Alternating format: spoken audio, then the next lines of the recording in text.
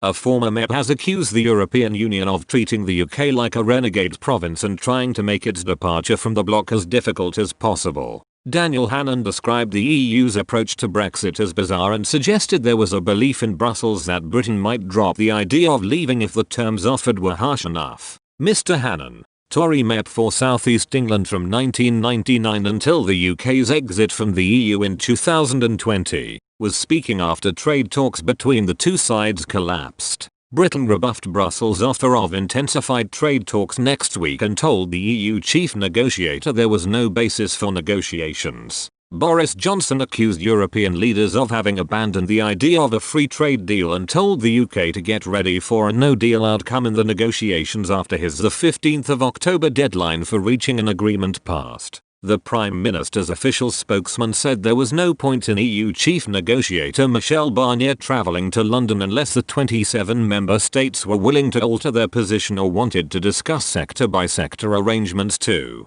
prepare for no deal. The hardening of Britain's stance came after EU leaders agreed summit conclusions calling on the UK to make the necessary moves to make an agreement possible without any suggestion of EU concessions. The two sides have been at loggerheads for months over the issues of future fishing rights and state aid rules. Mr. Johnson said, "We've got to a stage, alas, where they don't seem to want to progress a free trade deal. That was pretty clear from the conclusions of the summit. They don't want to go any further." Commenting on the talks, Mr. Hannan said, "I assumed that, when it came to it, the EU would prioritize the economic interests of its 27 members. I was wrong. By sticking to a number of deliberately absurd positions, including demanding British fish as a sort of leaving fee, Brussels has effectively collapsed the talks. There will be no trade deal." Mr. Hannan said the EU's position throughout the lengthy trade talks proved it was not negotiating in good faith and that Brussels was sticking to the French line on fishing despite suspicions Emmanuel Macron was looking for an excuse to sabotage the talks to save face with his angry trawlermen.